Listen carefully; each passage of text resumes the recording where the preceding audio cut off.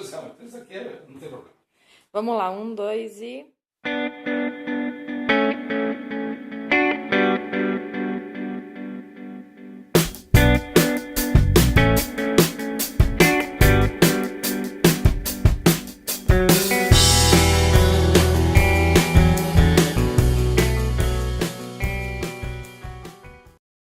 A meritocracia é uma palavra que está em moda atualmente, é fácil encontrá-la na mídia, várias pessoas de alguma maneira ouvem ou têm relação com essa palavra, que talvez possa ser considerada até um conceito no mundo, por exemplo, da administração ou da educação.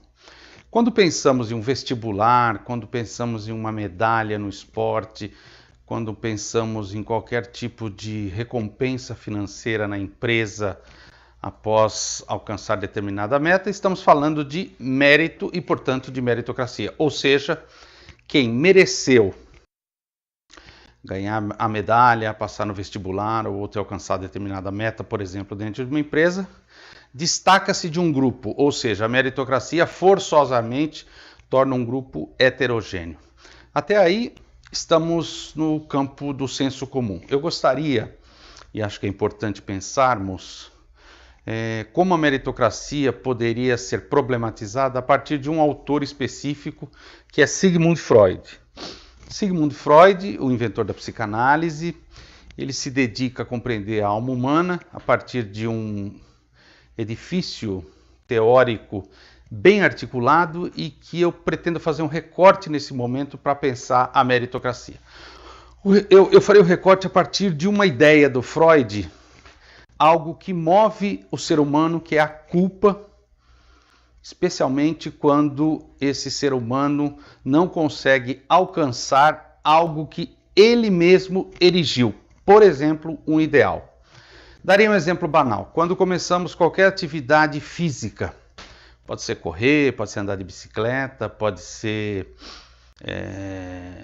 se matricular numa academia. Via de regra, especialmente no primeiro dia, decidimos um certo ritmo e algum tipo de número que nos cobramos a conseguir, a obter ou a alcançar.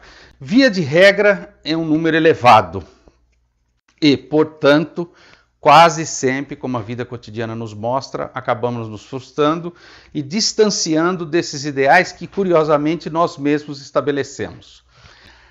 Então, a primeira pergunta que fica no ar é: por que estabelecemos um ideal tão alto? Se, caso não o alcancemos, curiosamente e paradoxalmente sentiremos culpa. Se nós mesmos erigirmos esse ideal, ainda há algo a ser dito. Poxa vida, mas por que você decidiu algo tão inalcançável?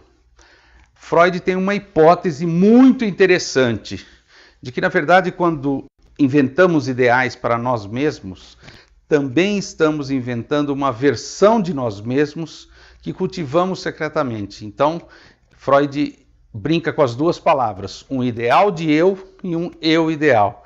Isso começa na infância e atravessa toda a nossa existência, ou seja, quando nos pensamos, pensamos também de forma idealmente. Portanto, aí fica explicado porque elegemos ideais tão altos. Então, quando pensamos na meritocracia em relação a um ideal, quase sempre, como eu disse anteriormente, são postos ou números ou metas ou lugares que quase sempre são idealmente pensados.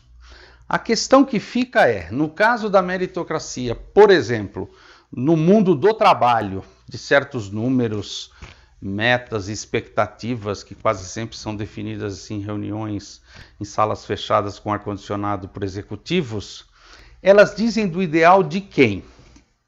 E, segundo, se eventualmente são inalcançáveis, que efeito causam nas pessoas? Quase sempre a depressão é um fenômeno clínico que remete a uma impotência frente a um ideal alto demais.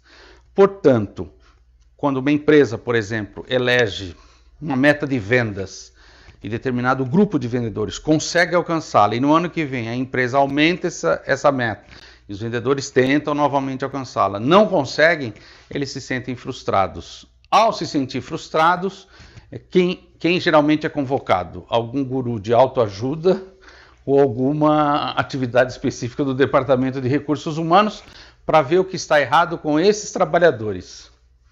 Quando, na verdade, seria interessante pensar o que poderia estar de questionável, não vou dizer errado, mas de questionável nessa meta que é sempre aumentada a todo ano. A quem isso interessa? Ela está a serviço do ideal de quem?